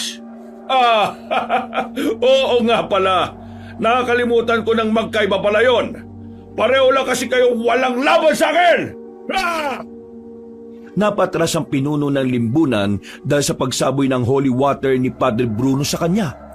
Napaangil siya at saglit na nagbago ang anyo ng mukha. Pero bumalik din sa dating itsura. Napangiwi ang ngiti niya sa labi at sinamaan ng tingin ng bawat isa bago nagtapos sa pari. Pagbibigyan ko kayo ngayon. Pero sa pagbabalik ko, siguradong wala nang makakaligtas sa inyo. Sa isang kisap mata ay bigla na lang naglaho na parang bula ang pinuno ng mga limbunan. Dahil doon ay nakahinganan na maluwag ang lahat. Nakita na rin kasi nila na okay na ang lagay ni Lola Ana. Dahil sa nangyari ay nagmistulang abandonado ang simbahan matapos ang labanan. Ang paligid ay tila nangamoy usok at sinunog na balat ng tao. Ang sahig ay nabasa ng pinagsamang dugo at itim na likido ng mga kaninang sumalakay na mga limbunan. Nakatayo si Padre Bruno at tumihingal habang hawak pa rin ang rosaryong galing sa Vatican. Lumapit naman sina Kuya Chris Bran, Ria at Jennifer sa kama at inalalayan si Lola Ana na nawalan ulit ng malay. Okay na po ba si Lola Ana, Padre Bruno? Maayos na ang lagay ni Aling Ana sa ngayon. Ano pong ibig niyong sabihin na sa ngayon? Padre, ibig bang sabihin nun ay hindi permanente ang pagiging ayos niya? Tama ka. Hindi pa permanente dahil habang nabubuhay si Asher, ay magbabalik lang ng magbabalik ang mga limbunan. Ano pong ibig niyong sabihin, Padre? Napatay naman po natin ang mga limbunan kanina. Ang napatay natin ay ang kanilang mga katawan, pero ang kaluluwa ng isang limbunan ay hindi namamatay. Kaya kung mapapansin nyo, iba-ibang itsura nila dahil nagpapalipat-lipat lang sila sa katawan ng mga patay. Mabubuhay at mabubuhay lang sila, lalo na kung hindi natin mapupuksa ang pinuno nilang si Asher. Dahil doon, ay napatingin si Ria kay Lola Ana. Sa balikat na matanda ay unti-unting lumitaw ang isang itim na marka. Hugis bilog ito na may mata sa gitna na hindi gaanong nakadilat. Ang mas nakakagulat ay tila may mga ugat na kumakalat palabas gaya ng mga bitak sa salamin. Nagulat ang magkapatid nang makita ang mga yon, pero nang lingunin nila si Padre Bruno ay tila alam na nito kung ano ang bagay na yon. Lumabas na ang kanyang tatak. Simula nang mahawa si Ana kay Grande, ay itinanim na ni Asher ang ugnayan. At hindi na ito basa-basa mapuputol ng mga dasal na ginawa natin kanina. Akala ko ba'y nagawa niyo na siyang ipagdasal kanina, Padre? Napalayas niyo na ang umaalis sa kanya na limbunan. Nagawa ko na ngayon, pero hindi ko hawak ang kalooban ng lola ninyo. Ano pong ibig niyo sabihin? Sabi sa banal na Biblia, kapag lumabas ang masamang espiritu sa tao, gumagala ito sa mga tuyong lugar upang maghanap ng mapagpapahingahan. At kung wala siyang matagpuan, iisipin na lang niyang bumalik sa kanyang pinanggalingan.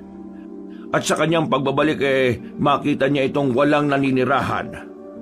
Malinis at maayos ang lahat. Aalis siya tatawag ng 7 pang espiritu na mas masama kesa sa kanya. Papasok sila sa taong yon at doon maninirahan. Kaya lalo pang sasama ang kalagayan ng taong yon kaysa sa dati. Ang limbunan na nagbalik kay Aling Ana ay mas lalong matibay at makapit. 2 bagay na lang ang tanging paraan para tuluyan siyang mapalaya. Ano po yung 2 bagay na yung, Padre? Ang una ay ang mapatay natin si Asher.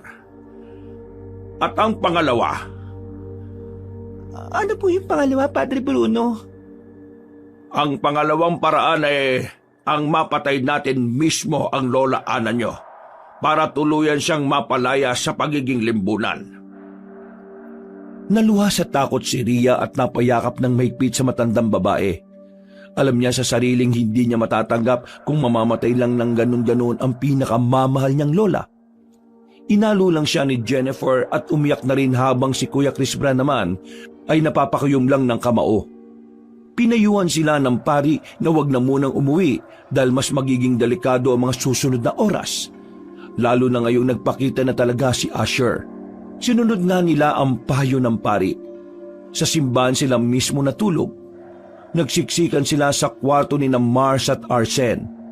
Ang 2 sakristan ay natulog na lang sa storage room ng simbahan. Kinabukasan ay maayos naman ang takbo ng mga pangyayari. Itinago nilang lahat sa mga taga-baryo ang nangyari dahil siguradong magpapanik ang mga yon kapag nalaman nila ang tungkol sa libunan. At bilang pagbawi na rin, ay tumulong na si Kuya Chris Bran sa pag-aayos sa mga nasira sa simbahan. Ilang araw lang din ay naayos na nila ang mga yon at sa biyaya ng Panginoon ay walang kahit na anong libunan na nagpakita o nagparamdam.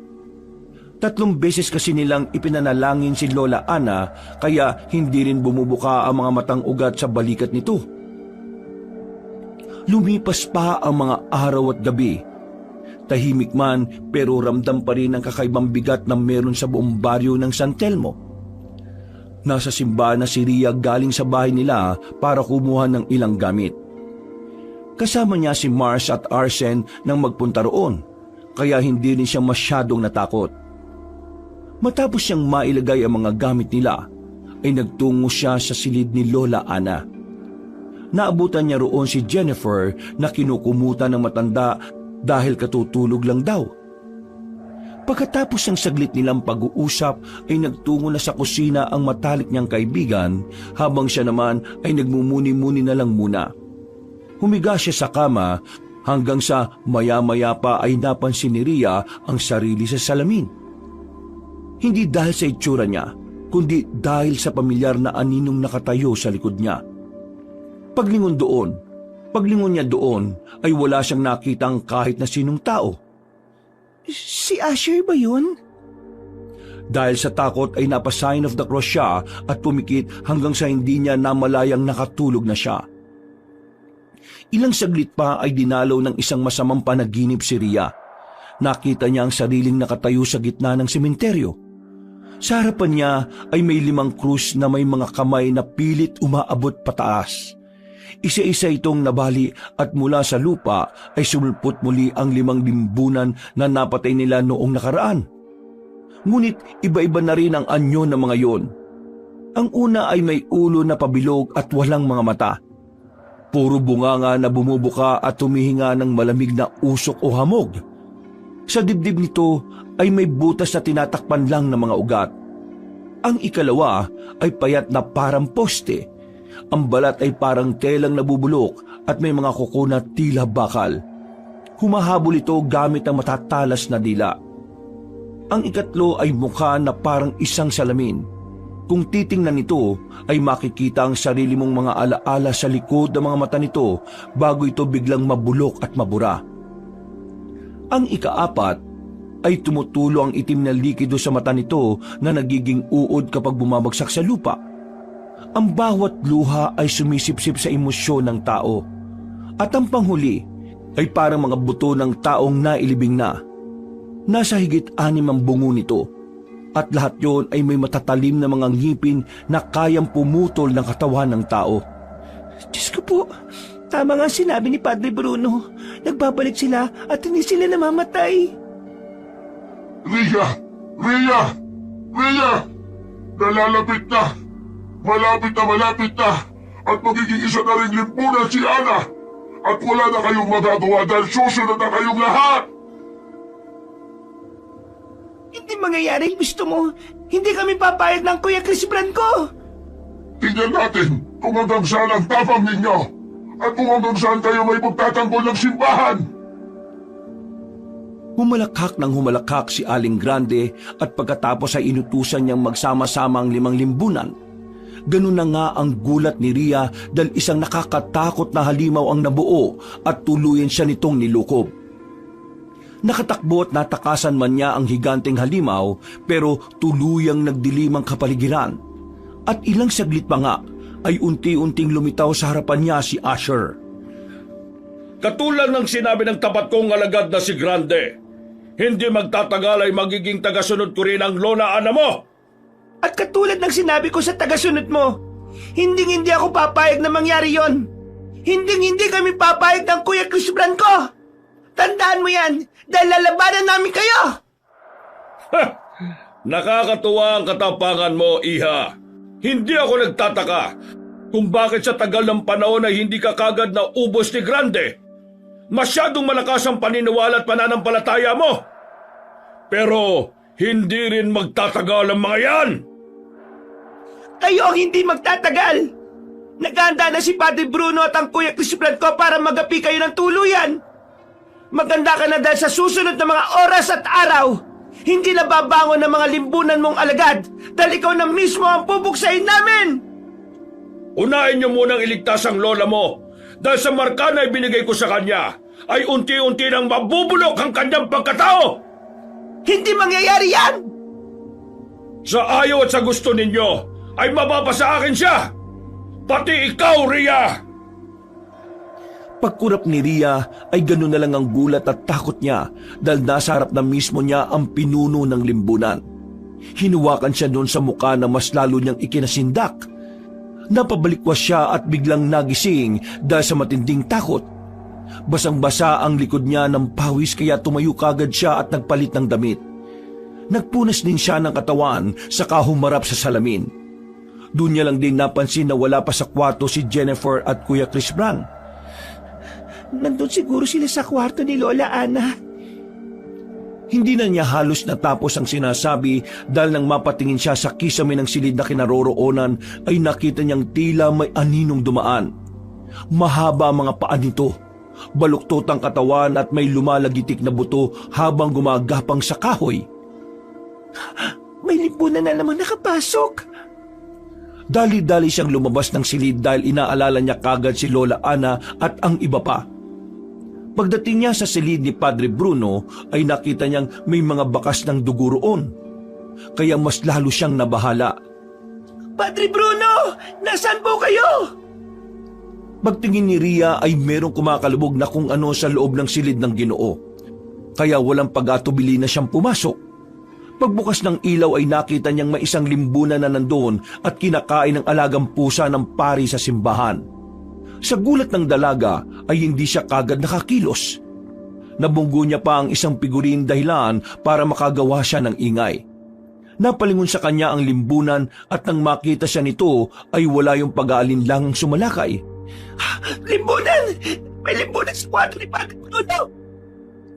Galit na sumalakay ang halimaw dahilan naman para mapaw po si Ria sa sahig. Nang lulundagan na siya nito ay eksakto naman na dumating si Padre Bruno. Nakagad nagwisik ng holy water sa nasabing aswang. Umangil yun ng umangil habang nagwawala pero hindi tumigil ang pari sa pagsaboy ng holy water. Hanggang sa mapahandusay ang halimaw sa sahig. Umalingaw-ngaw ang ungol nito sa buong silid bago tuluyang malusaw na parang isang kandila. Umalingasaw ang mabahong amoy at dali-dali namang lumabas ng silid si Ria. Padre, nakapasok na naman po yung mga limbunan. Nandito na sila sa palibot ng simbahan. Po? Napalibutan na tayo ng mga kampo ni Asher. Magbadali ka na dyan at pumunta ka sa silid na kinaroroonan ng Lola Ana mo. Maganda na kayo dahil magiging madugo ang gabing ito. Ano pong ibig niyo sabihin na magiging madugo? Kapag hindi tayo nagtagumpay ngayong gabi, siguradong mauubos ang mga limbunan ng mga inosenteng tao sa buong baryo ng San Telmo. Mas lalong gumapang ang takot sa pagkatao ni Ria. Mabuti na lang ay dumating si Jennifer at kagad siyang inakay. Sabay-sabay silang umalis sa lugar na yon at tinungo ang silid na kinaroroonan ni Lola Ana. Sa mga sandaling lumalalim ang gabi at tahimik ang buong paligid ng simbahan, ang presensya naman ni Asher na pinuno ng lahat ng limbunan ang unti-unting bumalot sa buong paligid. Ang mga kandilang naunang sinindihan ni Padre Bruno ay isa-isang namatay. Ang lamig ng hangin ay biglang naging tila yelo na humahaplos sa laman. Sa isang silid na merong altar ay naroon pa rin si Lola Ana at nang makita yun ni Ria ay nagulat siya. Bakit nakatali si Lola, Kuya Chris Bran? Anong ibig sabihin nito? Nakinig lang ako sa sinabi ni Padre Bruno. Mas makabubuti siya ngayon ng ganito kay Lola. Paano mas nakabubuti? Nasasaktan si Lola Ana, Kuya. Wala tayong magagawa. Kapag hindi natin ikinadena si Lola, tayo naman na masasaktan niya kung magkataon. Bakit naman niya tayo sasaktan? Eksaktong pagkasabi nun ni Ria ay nakita nilang kumislot ang marka ni Lola Ana. At maya-maya pa nga ay dumilit ang mata na naroon. Nagulat silang lahat dahil nagising din ang matandang babae na biglang naghuhurimentado. Ang kanyang mga mata ay namuti at ilang saglit pa ay tumigil siya sa pagsigaw. Pero nanatiling nakabuka ang bibig. Pagkalaon ay may kung anong bagay na mula roon ang unti-unting gumapang palabas. Nagulat ang magkapatid sa kanilang nakita habang si Jennifer ay napatangalang dahil sa pagkatakot. Dahil doon ay pinaalalahanan sila ni na Mars at Arsen na ihanda ang mga binigay sa kanilang holy water. Ano yung lumabas sa bibig ni Lola? Hindi ko rin alam. Nagsisimula na siyang lamunin ng sumpa ni Grande. Basbasan niyo siya ng holy water, madali! At kayo naman, Mars at Arsene, magsimula na kayo sa pagdarasal. Habang abala ang dalawang sakristan, ay inihanda naman ng pari ang kanyang sarili. Ganun din sina Rhea, Kuya Chris Brand at Jennifer kahit talatang natatakot sila sa mga nangyayari. Sa di kalayuan ay may isang aninong lumalakad. Mahaba ang katawan nito, balingkinitan at may mahabang leeg na tila ahas. Nang makalapit ito sa liwanag ng huling kandila, tumambad sa kanila ang itsura ni Asher, ang pinunong limbunan. Nag-iba na ang kanyang itsura. Ang kanyang balat ay parang pinagsamang usok at abo. Kulubot ito at basag-basag din. Ang kanyang muka ay walang ilong. May 6 na mga mata na paikot sa noo at may bunganga sa gitna ng dibdib. Mag-iba-iba ka ba ng anyo? Hindi dyan may tatago ang kaniliman ng bulsiba. Tandaan mo ito, pinuno ng limbunan, dahil dito na magtatapos ang lahat. Matagal na panahon din bago ako makagawa ng mabisang pamuksa sa'yo. Hindi sumagot si Asher. Humalakak lang yon habang lumalapit. Pagkatapos ay isang mababang ugong ang naririnig nilang lahat, na tila boses ng daang-daang namatay na sumisigaw ng ibalik nyo sa amin ang mga alaala. Naririnig mo ba ang sigaw nila? Ibalik mo ang mga alaala ng mga taong ninakawan mo! Ang lahat ng alaala nila, kasama ang laman at dugo, lahat ng mga ito ay mapapasa akin, pati na rin ang sa inyo. Wala akong ititira sa lugar na ito. Kaya mga alagad kong limbunan, salakay na! Ngayong gabi na ito ay padanakin natin ang dugo sa buong San Telmo! Nang marinig ni na Rhea, Jennifer at Kuya Crisban, Mars at Arsene ang sinabi ng pinunong limbunan ay naging alerto sila. Ilang saglit pa nga ay tuluyan ng nagwala si Lola Ana. At dahil doon ay naiiyak na lang siyang pinagmasdan ni Rhea. Lola Ana, lumaban ka! Pakiusap! Hindi nyo na mababawi ang matagal ng sa akin. Grande, lumabas ka at tulungan ang bago nating kasama na si Ana. Ikaw na ang bahala sa kanya. Mula sa likuran mismo ni Asher ay unti-unting sumulpot si Grande sa hindi ka nais-nais na itsura. Para siyang manananggal na nakabaliktad ang ulo. Kahit nakakatakot ang itsura, ngunit hindi umaatras sina Rhea, Padre Bruno, Jennifer, Mars at Arsene. Hawak ng pari ang isang bote ng banal na langis, habang si Chris Brand ay may dalang artigong krus na may kahoy mula sa Jericho tree. Si Rhea at Jennifer naman ay may hawak din mga holy water katulad ng 2 sakristan. Ilang saglit pa ay biglang dumagungdong ang lupa. Mula sa ilalim ng simbahan ay sumulpot ang 3 bagong limbunan. Nadagdagan na naman ang kanilang kalaban bukod kay Asher at Grande. Ang una ay may mukhang walang bibig pero may mga mata sa leeg. Ang pangalawa ay may kamay na parang ahas na may mga ngipin. At ang pangatlo naman ay ang nilalang na walang ulo ngunit may mga mata sa bawat daliri. Mga mahal at tapat kong limbunan, alam nyo na ang gagawin nyo! Sa isang kisap mata ay sumugod ang mga halimaw. Pero hindi na nahimik si Kuya Chris Brand dahil habang tumatayo sa harap ng altar, Hindi nyo kami magagabi mga demonyo kayo!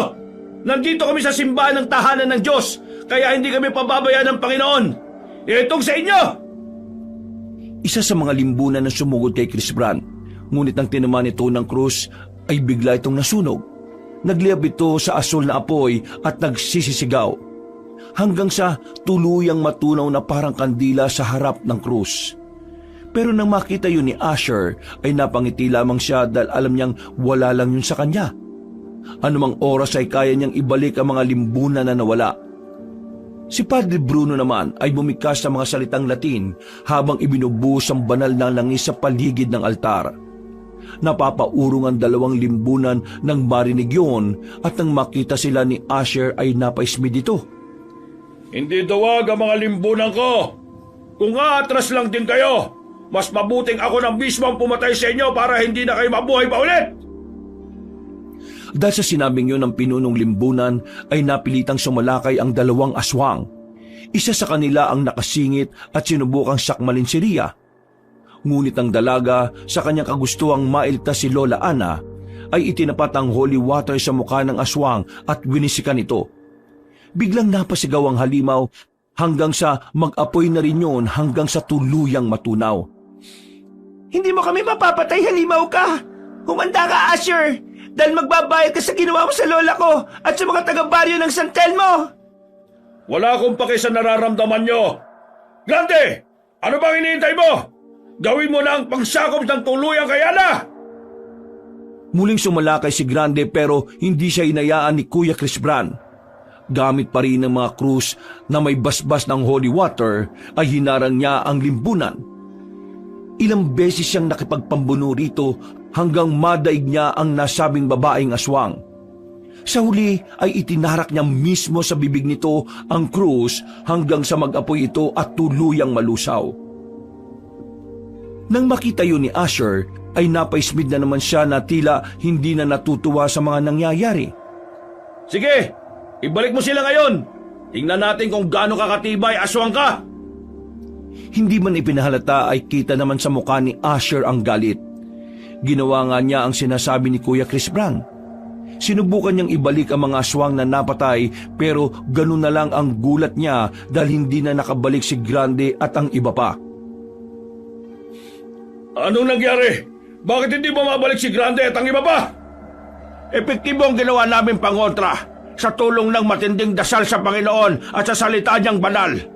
Ngayon, wala ka nang kawala. Lahat ng mga katulad mo ay hindi na mabubuhay sa oras na mapatay namin kayo. Dahil sa sinabing yon ni Padre Bruno ay tumigil ang limbunan at sa paghawak ni Ria sa holy water, isang liwanag ang bumalot sa kanya na parabang pumapabor ang kalangitan. Habang nangyayari ito, si Asher naman na nasa anyo ng pagiging limbunan ay lumipad na sa ere. Parang isang higanting uwak na walang pakpak. Ang kanyang bunganga ay nagbukas at lumabas sa mga sinumpang alaala. Mga aninong may formang bata, ina, sundalo, guro. Lahat ito ay binuo mula sa mga ninakaw niyang alaala. Pero isang bagay ang hindi niya inaasahan. Si Lola Ana na biglang bumangon at kagulat-gulat dahil nawala na ang marka ng limbunan dito. Paano nangyari ito? Paano siya nakakawala sa kapangyarihan ko? Hindi pwedeng matalo ang isang limbunan! Dahil yan sa kapangyarihan ng Panginoon na hinding-hindi mo mapapantayan! Masamang aswang! Hindi niyo ako mapapatay, mga walang kwentang tao! Nang subukan lusubin ni Asher ang altar, ay sinalubong siya ni Chris Bran gamit ang krus. Habang si Padre Bruno ay tumindig sa pulpito at binasbasan ang buong simbahan. Sa ngalan ni Jesucristo, pawiin mo na ang kadiliman! Hindi mananaig ang kasamaan sa mga nananampalataya sa iyo, Panginoon! Puksain ang lahat ng alagad ng kasamaan! Kayo mapupuksa at hindi ako! Hindi kami, kundi ikaw! Mamamatay ka na, limbunan ka! Ibinuhos ni Ria ang natitirang holy water. Ganun na rin ang ginawa ni na Mars at Arsene. Si Jennifer naman ay inalalayan lang si Lola Ana na nangihina kahit ayos na ang lagay. Ilang saglit pa, dahil sa sabay-sabay nilang pagsalakay ay isang dagundong ng liwanag ang sumabog mula sa altar. Dahilan upang tila isa-isang natuklap ang kanyang maitim na balat. Bumagsak siya sa lupa habang lumiliyab sa pagkaasul. Nagwala-wala pa siya at sinubukang umatake. Pero sinaksak na siya ni Chris Bran ng malaking krus.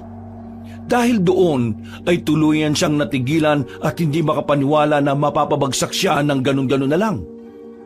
Bago siya tuluyang matunaw, sumigaw siya ng ubod lakas pero sa huli ay isang luha rin ng pagsisisi ang pumatak. Gusto ko lang naman na maalala. At siya ay tuluyan ng nawala. Isang usok na lang na tila ba tumatakas sa hangin. Matapos ang matinding laban na iyon, ay muling nabawi ang katauhan ni Lola Ana. Wala na rin ang mga limbunan sa paligid. Ang simbahan ay nanumbalik din sa katahimikan. Si Rhea at Chris Bran ay magkayakap na lumuhod sa harapan ng altar. Si Jennifer naman ay tahimik ngunit lumuluhang niyakap ang asawang si Chris Bran. Makalipas ang ilang araw ay tuluyan ng naputol ang nasabing sumpa. Nagulat na lang din ng mga tao dahil parabang napakagaan na ulit ng pakiramdam nila at wala na ang takot. Nanaig nga ang katarungan at kapayapaan sa puso ng bawat isa. Wakas!